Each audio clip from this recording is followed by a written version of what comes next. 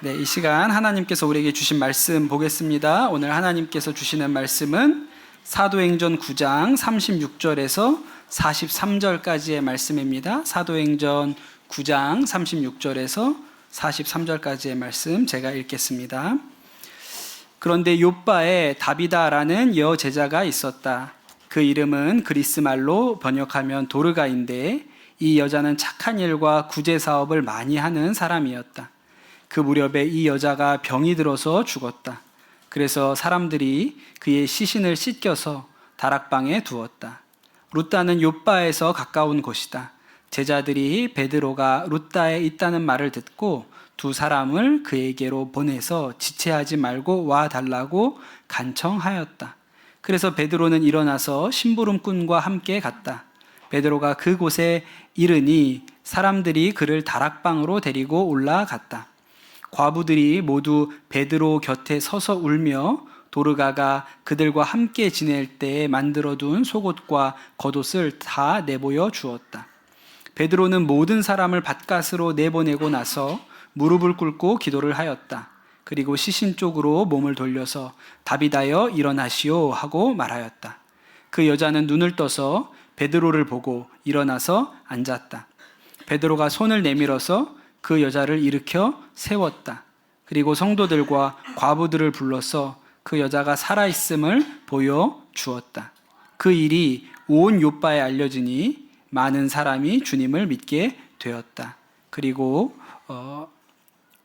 베드로는 여러 날 동안 욥바에서 시몬이라는 무두장이 집에서 묵었다. 아멘. 하나님의 말씀입니다. 제가 군인이었을 때 군목으로 목회할 때 보면 가끔 이렇게 부대장이 바뀌시는 일이 있어요. 지휘관이 그 부대에 새로 오시면 그 지휘관 한 분이 바뀌었을 뿐인데 부대 분위기가 엄청나게 달라집니다. 이렇게 좀 인격적이시고 좋으신 분이 오시면 또 굉장히 군인들이 편애하고 또 이렇게 또 밝아지고 그런 분위기도 있고, 또 어떤 분은 진짜 이렇게 아주 무서운 이런 지휘관들이 오시면 한순간에 부대 분위기가 이제 얼어붙거든요. 제가 만났던 지휘관 중에 최악의 사령관님이 한 분 계셨는데 정말 너무 간부들이 힘들어했고, 그래서 그때 누가 정신병원에 갔다더라 막 이런 얘기도 심심치 않게 들릴 정도였어요. 결국은 나중에 감옥에 가셨습니다, 그 지휘관은. 그런데 여러분, 군대뿐만 아니라 작은 모임도 어떤 사람이 들어가면 그 모임의 분위기가 살고 사람들이 다 기분이 좋고 또 화합되고 이런 사람들이 있고요. 또 어떤 분이 가면 거기는 좀 이제 표정들도 어둡고 말을 잘 못하고 난 더 이상 이 모임에 못 나오겠다 이러는 경우들이 생깁니다. 우리 애들 보는 만화에 보면 그런 장면이 있잖아요. 이렇게 악당이 나오면 악당이 이렇게 걸어가잖아요. 그럼 주변에 꽃이 막 이렇게 시드르는 이런 장면들이 있죠. 또 이렇게 아주 밝고 공주님 같이 이렇게 나오면 또 이렇게 지나가면 꽃이 막 피지 않습니까? 지난주에 사무실에 우리 유치부 예쁜 딸들이 공주 옷을 입고, 걔네들은 왜 맨날 공주 옷 입고 오는지 모르겠는데 우리 교회 공주 옷만 입고 다니는 애들이 있습니다. 그래가지고 둘이서 막 뭘 하고 있길래 제가 옆에 가서 너네는 왜 공주 옷만 입고 오니? 이렇게 물어봤더니 뭐라고 얘기하냐면 우리는 예쁘니까. 그러더라고요. 만화에서는 이제 이런 애들이 지나가면 막 옆에서 꽃이 팍 피어나고 이런 장면들이 있잖아요. 근데 그게 그냥 상상이 아니고 실제로 어떤 사람이 가는지에 따라 꽃이 피기도 하고요. 어떤 사람이 사람들 얼굴이 이렇게 밝아지기도 하고, 또 어떤 사람 때문에 다들 얼굴이 표정이 어두워지기도 하고 그런 일들이 일어나죠. 그러니 여러분, 세상에 빛을 퍼뜨리는 사람이 있고요, 어둠을 퍼뜨리는 사람도 있습니다. 몇 년 전에 EBS에서 학교는 무엇으로 바뀌는가 이런 제목의 다큐멘터리가 나왔어요. 먼저 제 아내가 이 다큐를 보고 저한테 해주는 얘기가, 오늘 다큐에서 어떤 학교가 나왔는데 나중에 우리 애들이 크면 그런 학교 다니면 진짜 좋을 것 같아, 그렇게 저한테 얘기를 하더라고요. 거기에 나온 학교가 고양시에 있는 덕양중학교라는 학교였습니다. 일반 공립학교예요. 사립이라거나 대안학교가 아니고 일반 학교입니다. 이 덕양중학교는 고양시에 있지만 그 주변이 다 그린벨트고 군사보호지역으로 묶여 있어서 지역이 전혀 개발이 되지 않는 곳이에요. 그러다 보니까 이제 사람이 떠나기만 하지 뭐 새로 젊은 사람들이 유입되지 않는 그런 지역입니다. 그래서 이 중학교에 점점 학생 수가 줄어서 이제 그냥 놔두면, 자연적으로 놔두면 그냥 학교가 사라질 위기에 처한 그런 학교였습니다. 그래서 이 학교를 혁신학교로 지정을 하고 그 교장 선생님을 공모제로 뽑는 제도가 있다고 그래요.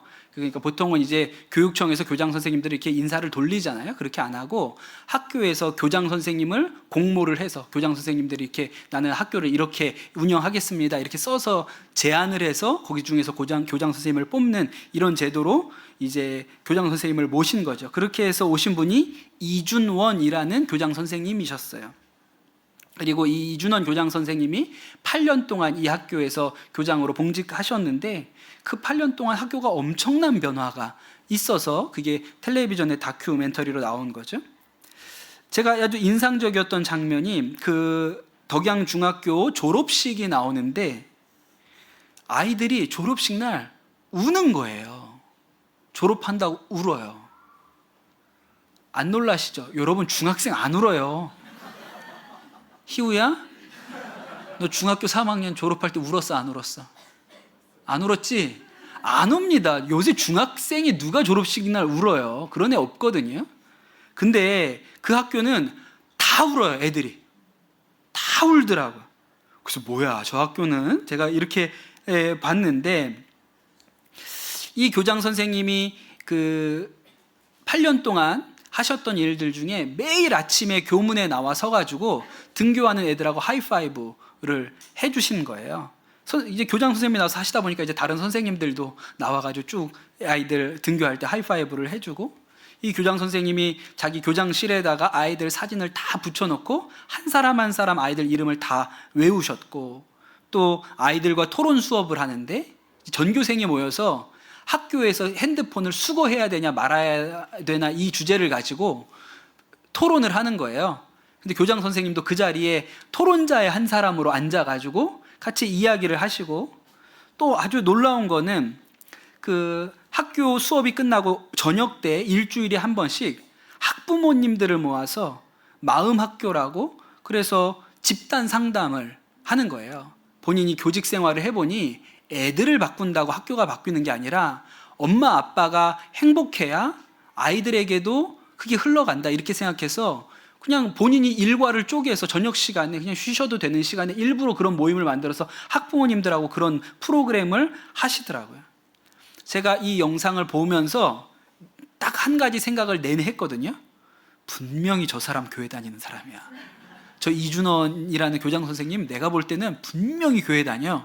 그래서 저는 그 확신을 얻고 싶었어요. 진짜 그런지 아닌지. 그래서 아주 뚫어지게 봤는데 나중에 이 교장 선생님 집무실이 나오는데 그 집무실 책상에 십자가가 딱 있더라고요. 그래서 제가 역시 내가 맞았어.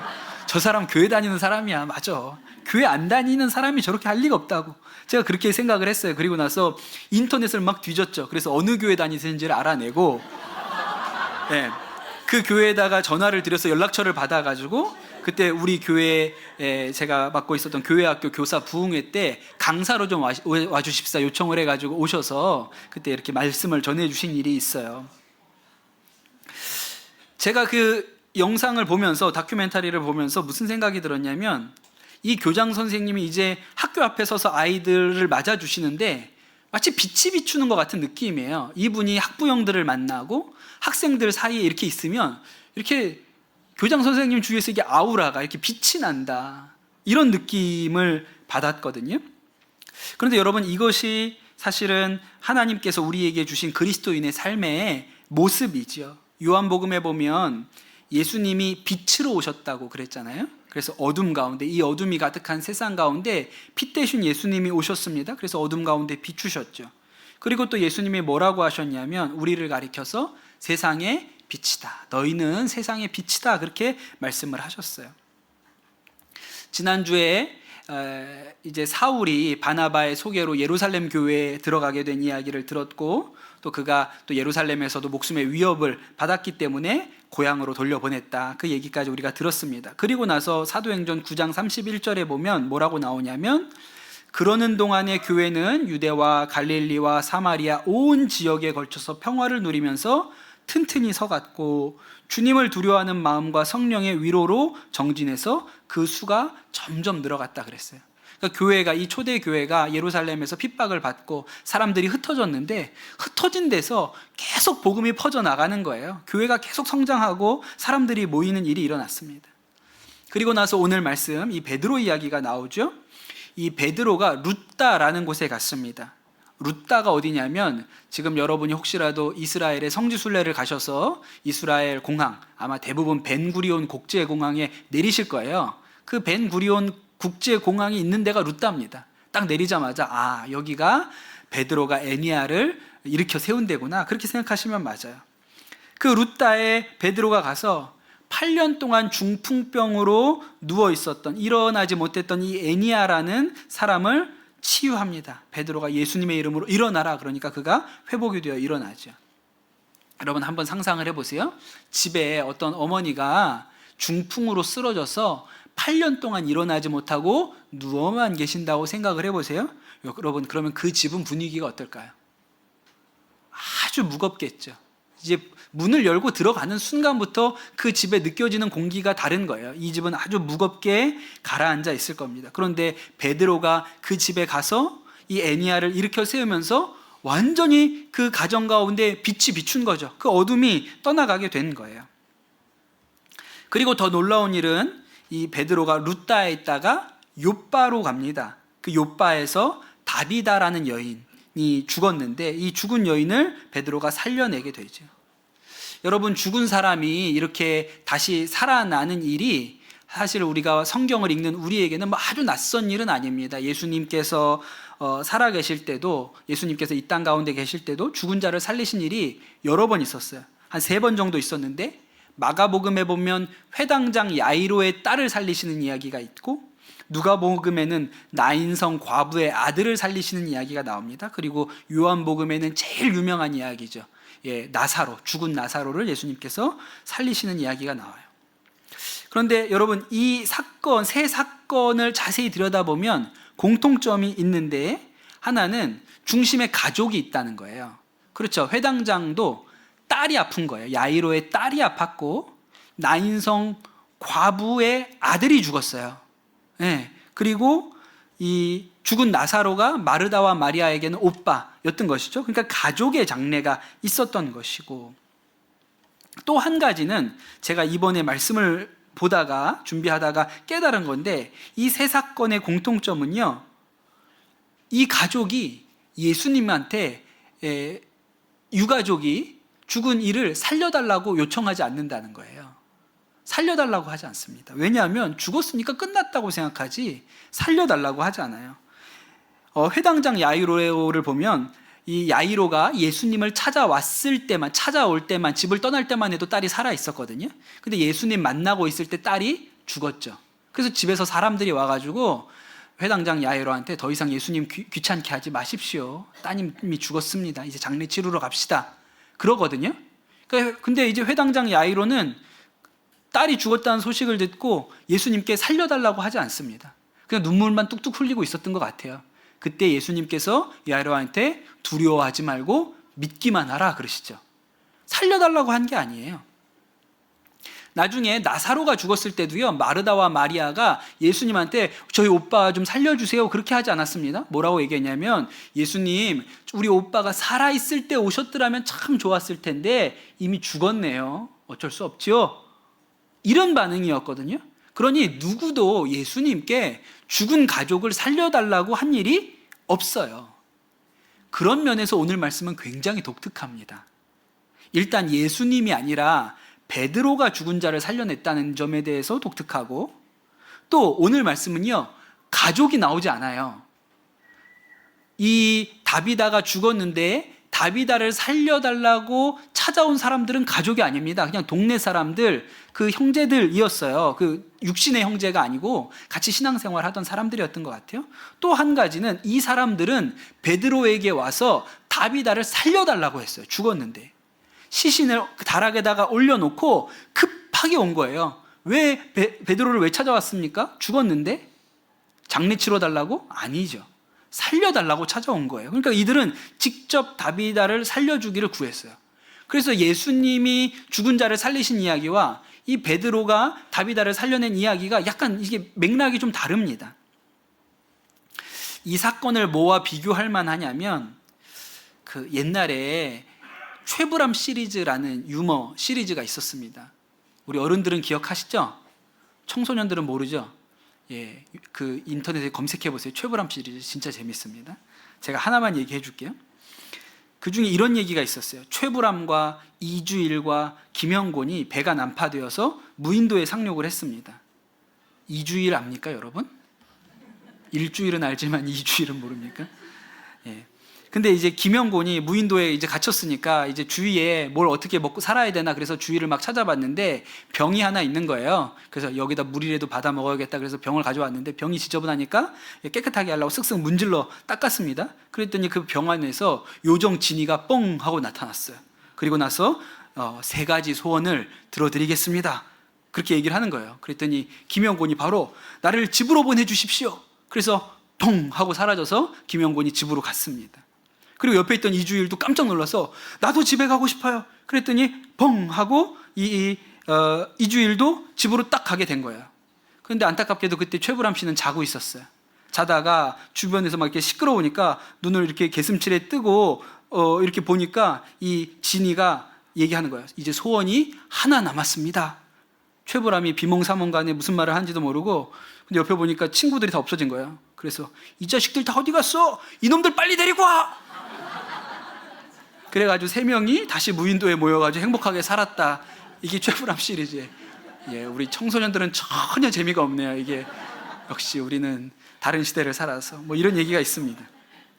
제가 왜 이 얘기가 오늘 말씀하고 비슷하다고 얘기를 하냐면 다비다가 죽어서 천국에 갔거든요.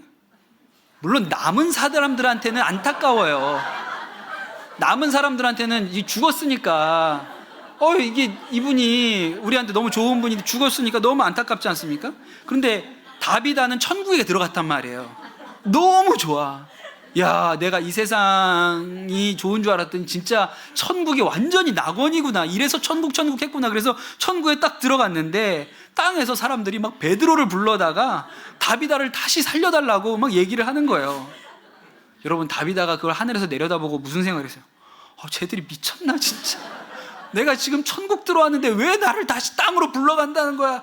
이러고 있는데 결국은 베드로를 불러가지고 살려가지고 다시 이 세상으로 돌아오게 만든 거예요.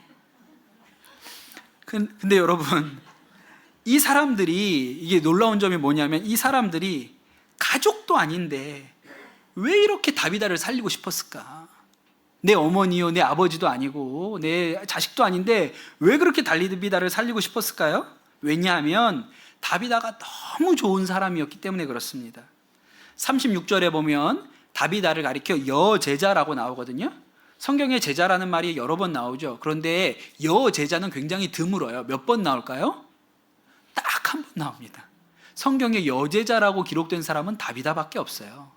그러니까 이 다비다가 대단히 예수님을 신실하게 믿고 따르던 사람이었다는 것을 우리가 알 수 있죠. 근데 이 다비다가 어떻게 살았냐? 사람들이 말하기를 이 여자는 착한 일과 구제 사업을 많이 하는 사람이었다. 이렇게 기록하거든요. 개역개정판 성경에는 그의 선행과 구제가 심히 많았다. 이렇게 기록해요. 그러니까 진짜 좋은 일을 많이 한 사람이고 베드로가 이제 요바로 갑니다. 그래서 다락방에 이 다비다의 시신이 누워 있는데 거기에 모여있는 과부들이 자기의 옷들을 보여주면서 꺼내 보여주면서 하는 이야기가 이 옷이 다 다비다가 우리를 위하여 만들어준 옷입니다. 이렇게 안타까워서 우는 거예요. 그러니까 여러분, 이 사람들이 왜 이렇게 다비다를 살리고 싶었을까요? 다비다는 자신들에게 있어서 너무 귀한 사람이에요. 너무 좋은 사람이에요. 우리에게 꼭 필요한 사람이에요. 그래서 베드로를 불러다가 다비다를 꼭 살려달라고 하는 거예요. 물론 뭐 다비다는 그 말을 듣고 뒷목을 잡고 쟤들이 진짜 왜 나를 저렇게 하는 거야 이렇게 할지 모르지만 다비다가 이 사람들한테는 너무 귀하고 중요한 사람이었던 것이죠. 여러분, 오늘 이 말씀을 보면 베드로가 이 죽음에 어둠이 깊게 드리워진 이 욥바에, 이 다비다의 집에 찾아와서 그의 생명을 일으켜냄으로 말미암아 그 집에 이 죽음의 권세 가운데 빛이 비추도록 했죠. 그런데 또한 동시에 이 다비다가 어떤 사람이었는가? 이 다비다가 그 마을에서 예수 믿는 사람들, 그 지역의 가난한 사람들에게 빛과 같은 사람이었던 거예요. 그가 가는 곳마다 어렵고 힘든 사람들이 삶의 소망을 얻고 희망을 얻고 그런 일들을 했던 것이죠. 그러니 여러분, 그리스도인은 어디 있으나 빛을 비추는 사람입니다. 그냥 빛이 나게 돼 있는 사람들인 거예요. 오늘 말씀해 보면 또 한 가지 빛이 비추는 것을 볼 수 있는데, 이것은 우리가 눈여겨보지 않으면 그냥 쉽게 지나치고 말만한 말씀입니다. 오늘 우리가 읽은 말씀의 마지막 절 43절에 보면, 그리고 베드로는 여러 날 동안 욥바에서 시몬이라는 무두장이 집에 묵었다라는 말씀이 있어요. 베드로가 기도를 해가지고 다비다가 살아나잖아요. 잘은 모르겠지만 다비다가 선행을 많이 하고 구제를 많이 했어요. 그리고 사람들의 옷을 다 지어주는 그런 사람이었습니다. 그 말은 다비다가 대단히 부유했다라는 것을 의미해야죠. 게다가 이 다비다의 집에 다락방이 있었어요. 사람들이 모일 만한 큰 다락방을 가진 집이니까 꽤나 부유한 여성이었던 것 같아요. 그런데 이 다비다가 살아났잖아요. 그럼 여러분, 베드로가 이 욥바에 머물 때 어느 집에 가 있으면 좋을까요? 당연히 다비다의 집이죠. 그 집은 크고 넓고 다비다는 가진 것도 많아요. 그러니까 베드로가 있는 내내 편안하게 지낼 수 있도록 도와줄 수 있고 먹을 것도 챙겨줄 수 있죠. 사실 약간 미운 마음도 있긴 할 거예요. 왜 나를 여기를 다시 불러내가지고. 그러나 다비다가 인격적으로 성숙한 사람이기 때문에 막 이렇게 뭐 한다고 괄시하거나 함부로 하고 이런 사람 아니거든요. 물론 뭐 뜨거운 물이 가끔 안 나오게 한다든가 뭐 이 정도의 뒤끝은 있을지 모르겠어도, 대체로 그 집에서 편안하게 묵을 수 있도록 얼마든지 배려할 수 있는 사람이 다비다예요. 그런데 성경은 베드로가 다비다의 집에서 머물지 않고 시몬의 집, 그리고 이 시몬의 직업이 무두장이라는 것을 강조해요. 무두장이 시몬의 집에 가서 묵었다라고 이야기하고 있는 거죠. 여기 특별한 의도가 있는 거예요. 여러분, 왜 베드로는 무두장이 시몬의 집에서 묵었을까요? 여러분, 우리나라도 조선시대에 천민이라는 사람들이 있었다고 하죠. 기생이나 광대나 무당이나 백정과 같은 사람을 천민이라고 했습니다. 아주 제일 밑바닥 인생들이라고 그렇게 얘기를 했어요. 근데 여러분, 유대 사회에는 무두장이가 밑바닥 인생입니다. 무두장이가 뭐 하는 사람이에요? 가죽 제품을 만드는 사람이잖아요. 그런데 여러분, 유대인의 율법에 뭐라고 되어 있냐면 시체를 가까이 하면 안 된다 그랬어요. 그런데 여러분, 가죽 만드는 사람은 시체에서 가죽을 벗기는 거예요. 짐승이 죽어야 그 짐승으로부터 가죽을 벗길 수 있거든요. 그래서 이들은 늘 시신을 옆에 두고 짐승의 시체를 옆에다 두고 사는 사람이었기 때문에 이 무두장이를 대단히 부정하게 여겼습니다. 그들이 천민 중에 천민이었어요. 유대인들이 율법에 대체로 이혼을 금기하고 있거든요. 특도 여자가 이혼을 이렇게 하려고 하는 일에 대해서는 대단히 부정적입니다. 그런데 그 유대인들의 책 중에 미슈나라는 책이 있는데, 그 미슈나에 보면 무두장이를 남편으로 둔 여자는 언제든지 이혼이 가능했어요. 그러니까 이 무두장이는 사실은 사람 대접을 못 받던 당시의 그런 직종의 사람이었습니다. 그런데 이 베드로가 다비다의 집을 놔두고 일부러 욥바의 무두장이 시몬의 집에 가서 머물렀던 거예요. 그러니까 대단히 이상한 일이죠. 왜 그렇게 했습니까?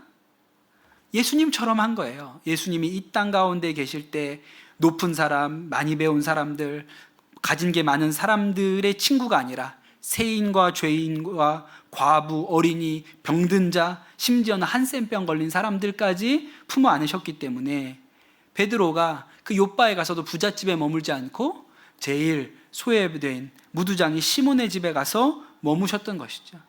그 집에, 이 신분의 장벽에 가로막힌 이 천민의 집에 빛을 비춰주기 위해서 그 집으로 간 것입니다. 애니야를 8년 동안 중풍병자였던 애니야를 일으켜 세우는 일이나 죽은 다비다를 살려내는 일은 우리가 할 수 없는 일인지 모릅니다. 그러나 여러분, 무두장이 시몬의 집에 가는 것은 우리도 할 수 있는 일이에요. 근데 주님께서 우리를 부르실 때 그렇게 어느 곳에 가서나 빛으로 살라고 우리를 부르셨던 것이죠. 예수님께서 빛으로 세상에 오셨고 우리를 향해서 너희가 세상의 빛이라고 말씀하셨습니다. 그런데 사실 여러분 생각해 보면 우리가 무슨 빛입니까? 우리가 그냥 다 시커먼 죄인들이지 사실 우리에게는 빛이 없어요. 그럼에도 불구하고 예수님께서 우리를 향하여 너희는 세상의 빛이다 그렇게 말씀하셨잖아요. 여러분, 태양은 스스로 빛을 냅니다. 그러나 달은 빛을 내지 못하죠. 근데 참 이상하게도 밤하늘에 달은 빛이 나요.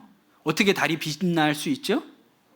달이 태양의 빛을 반사시키면, 달이 태양을 마주보고 있으면 달에도 빛이 납니다.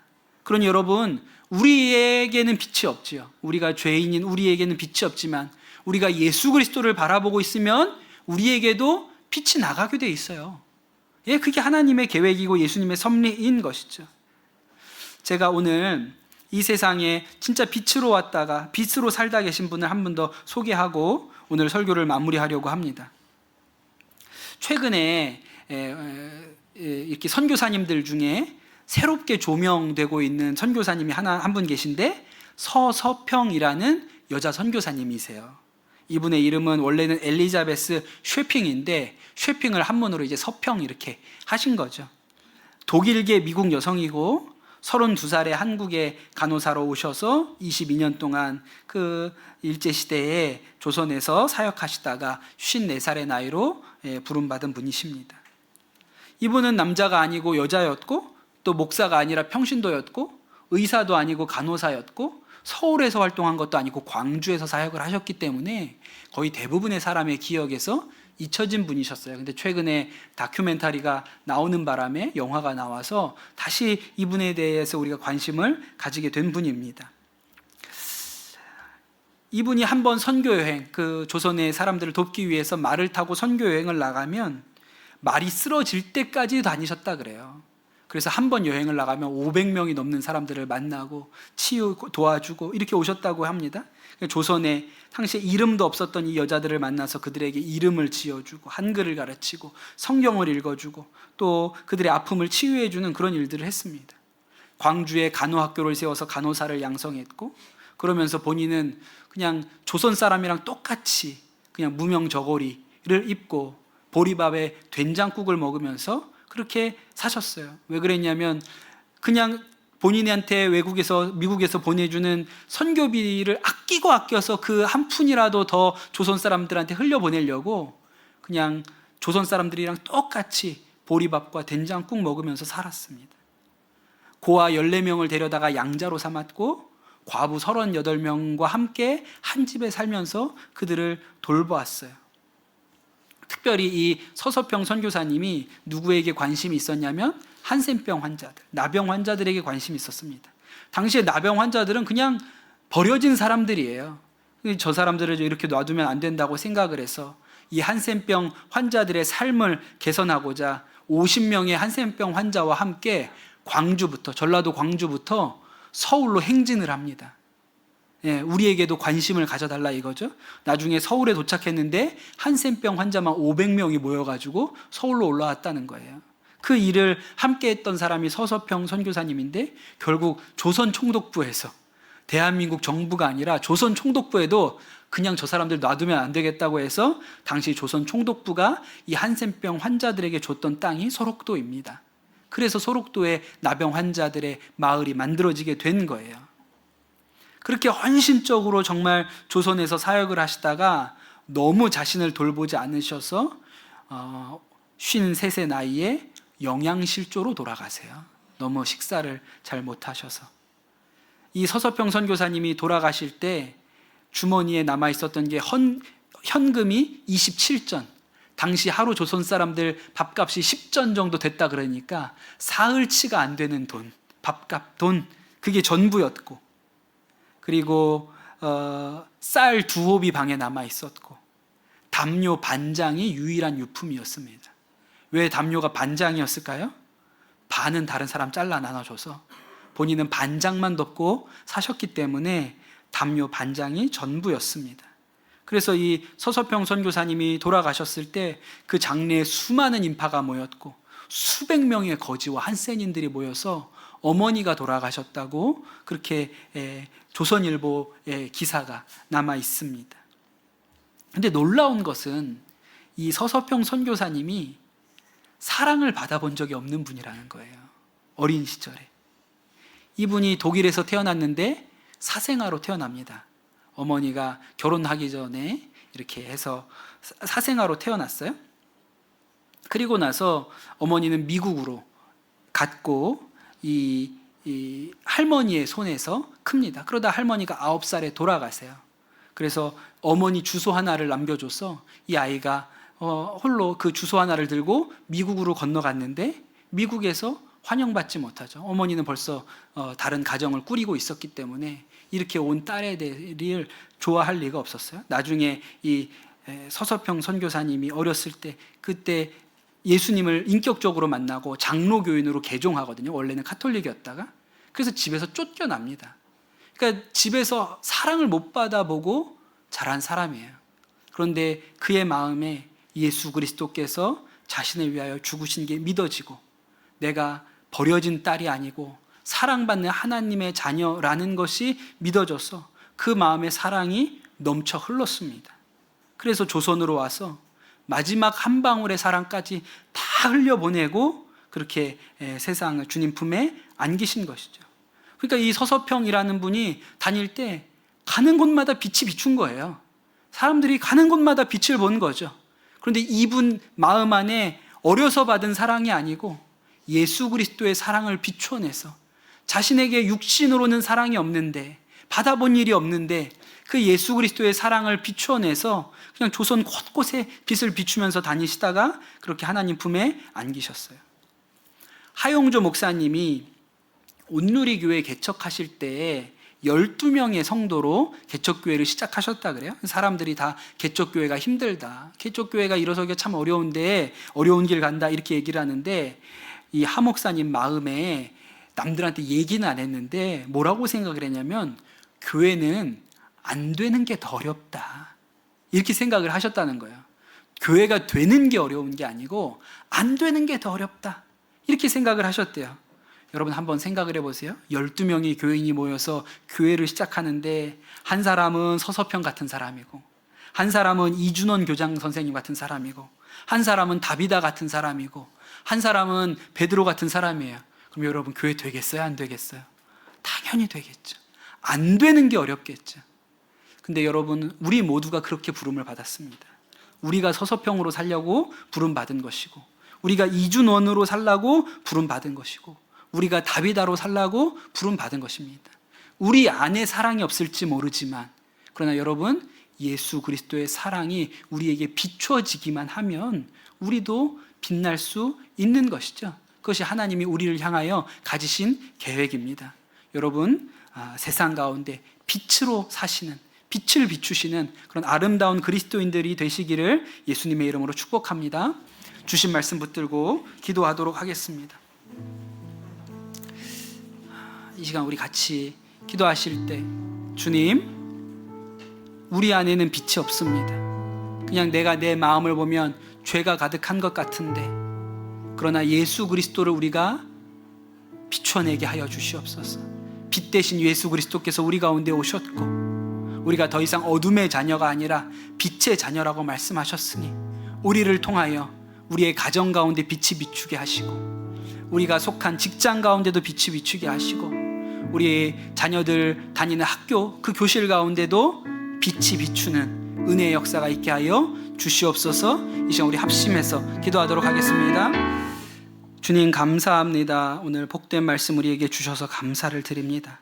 우리가 전에는 어둠에 속한 자이었으나 예수 그리스도께서 우리 가운데 오셔서 더 이상 우리를 어둠의 자녀라 하지 아니하시고 빛의 자녀라고 하시니 하나님께 감사와 찬양을 올려드립니다. 우리가 이 세상 살아갈 때 우리의 정체성이 빛의 자녀요 세상의 빛인 것을 바로 깨달아 알고 우리가 빛을 비추며 사는 자들이 되게 하여 주옵소서. 가정에서 또 직장에서 우리가 속한 그 모든 곳에서 주의 진리의 빛이 드러나게 하여 주시옵소서. 그래야 사람들이 이 빛을 보고 예수 그리스도께 나오는 놀라운 은혜의 역사가 있게 하여 주옵소서. 감사합니다. 모든 말씀 우리 주 예수 그리스도의 이름으로 기도드립니다.